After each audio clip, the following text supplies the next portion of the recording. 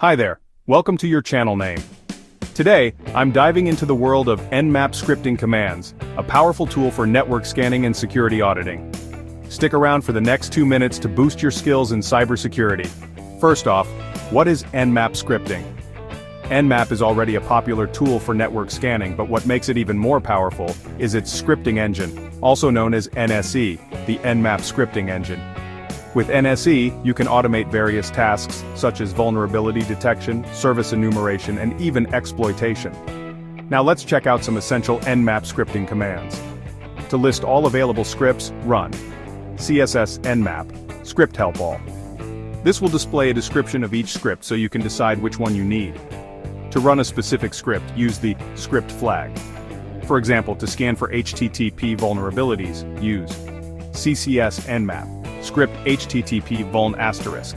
This will run all HTTP vulnerability scripts against your target.